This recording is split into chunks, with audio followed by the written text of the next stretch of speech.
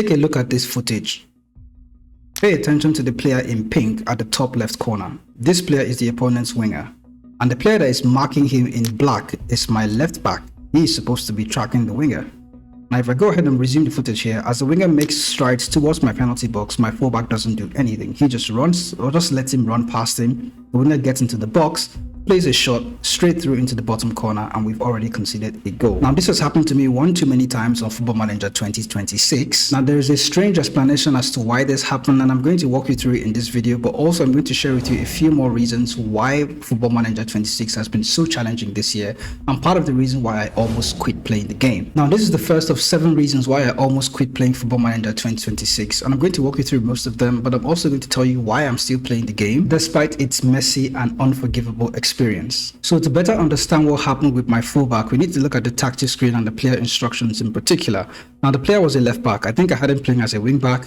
However, thanks to you guys on Twitter and giving me the information about why my left back would behave like that, I realized that, according to what you guys said, is that based on the fullback's instruction, if you go back to the fullback's internal player instruction, for example, if you go ahead and click it and then you go to out of possession and then you ask your fullback to press much more often and even get stuck in, normally what will happen is that the fullback is supposed to be a bit more aggressive and try to win the ball back. However, on Football Manager 2026, that is not always the case. The way the game mechanics and match engine is this year is kind of really wonky. So rather than the fullback maybe charging in and getting the ball, maybe the calculation is that the winger has actually beaten the fullback by programming calculation, and then the fullback doesn't actually do anything. He just drifts into space and then the winger just runs past him. So apparently for you to have better behavior from your fullback, you need to at least allow the fullback have some level of control over his movements. He's not forced to always engage the winger all the time, because dribbling is really overpowered this year. So if you ask your fullback to aggressively mark a winger, he might get drawn out of position or he might get beat easily in a 1v1 situation, and you do not really want that to happen. That is not the only thing I find frustrating about the game. Another thing I noticed is that currently I'm managing Independiente in the Argentina league, and other saves have been quite manageable. I've been able to get through them despite the difficulties of the game, but in Argentina that was where it really went through the roof. Now you're going to look at my squad that I have here. I have a lot of players that are currently not fit to actually play games. Their match sharpness is really weak, despite the fact that I've tried to get them to have match sharpness a lot. Even the quick pick option doesn't really help you. But while I'm looking at this is that you see these players here, you may think that because they have low match sharpness that they're not going to play well. They will not if I use my own tactic to do it. It could be that I suck at making tactics, you never know, but I've tried it with other teams. I've won trophies with other teams on iPhone 26. I've been playing Football Manager for a really long time now. I'm not the greatest tactic expert of all time, but I feel like I know how to make a good tactic that fits the players that are in this team. However, if I go ahead and make a tactic for this bunch, even if they have good sharpness, they don't seem to do very well with the system. However, if you go ahead and pick a very overpowered tactic like this, let's say channel forward, box to box on both sides, very aggressive, gegenpressing, attacking system that doesn't even fit the players that I have in my squad. They cannot, let's say like Botalini, for example. Let's look at this player here. Botalini is a right-sided winger, but if I take Botalini and put him to play on the right side here as an inside forward on this meta tactic, he's going to work absolute wonders. We're going to win almost every single game, despite the fact that these players do not have any match sharpness. So it doesn't really make much sense to me why that will work. Like the meta system, let's assume that the meta is not let's assume that my players are struggling with match sharpness. If I put them in any single system, no matter how overpowered the tactic is, they're not going to play well. That's how it's supposed to be. That's how it has been for many years. To make things even worse, even when I have a squad of players that are fully match fit, they tend to struggle to play in the most basic positions that literally mean they are supposed to play. Like let's say Bartolini now, for example, in a different shape. Let's say I had him here playing as a winger. He's a winger that is supposed to play as a winger.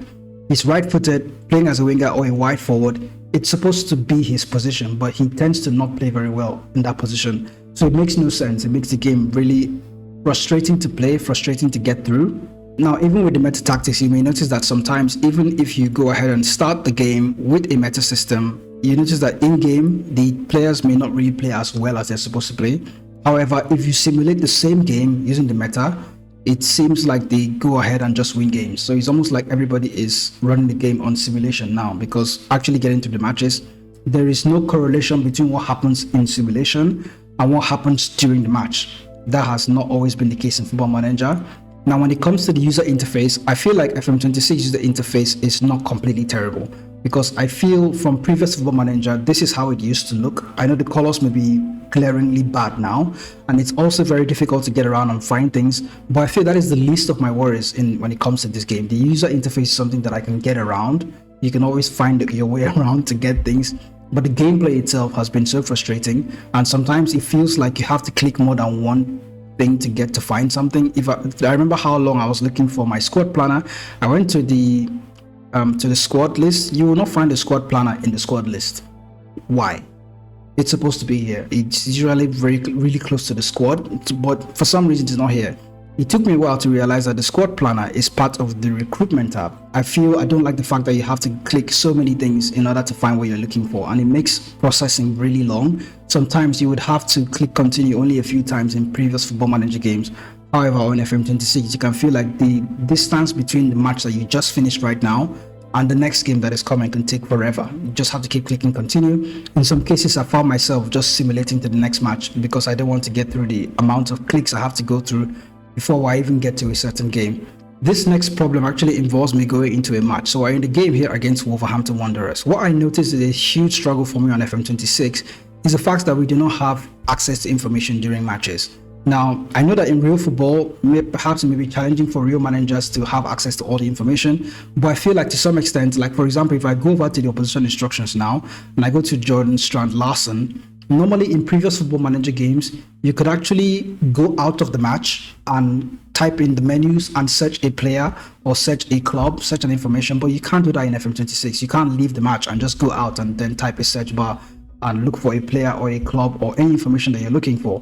Now, even if we're losing to Wolves at the moment, if I wanted to confirm something from the opposition report or the data hub that is about Wolverhampton Wanderers that could help us win the match, I can't leave here. It means that I will have to memorize the opposition instructions or the data hub, or memorize what they have inside their report before even coming into the match. And if I forget anything, God forbid, if you forget anything from the report, you're basically screwed, because you can't leave here and confirm anything.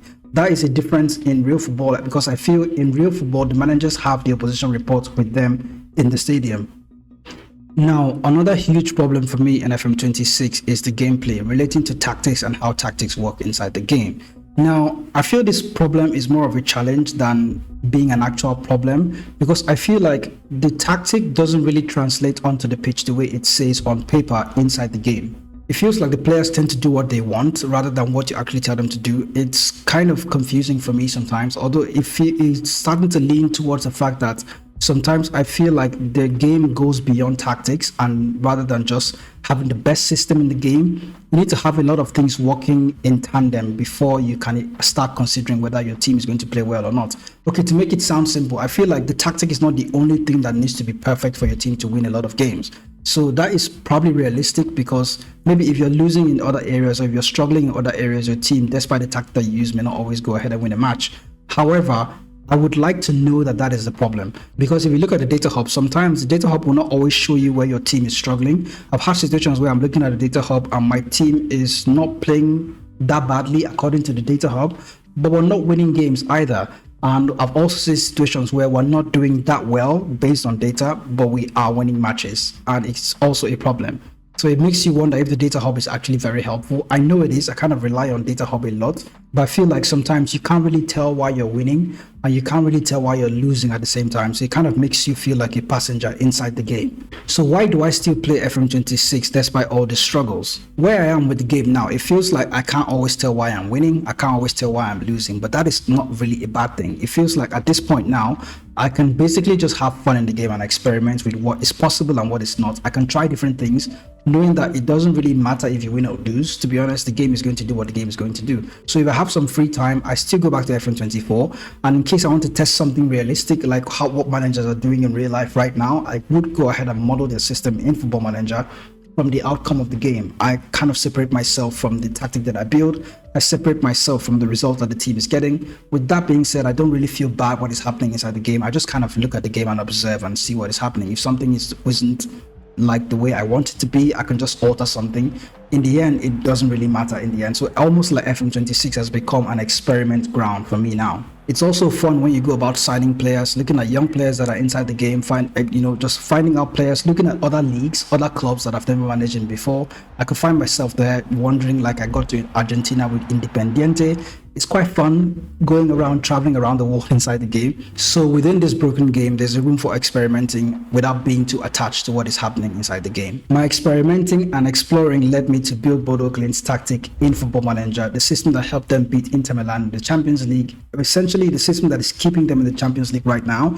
They're overachieving. I'm going to put a link in the description so you can look at that video and check it out. Let me know what you think. And if there are any interesting tactics that you think we should look at in Football Manager, do let me know in the comment section, and I'll see you in the next video.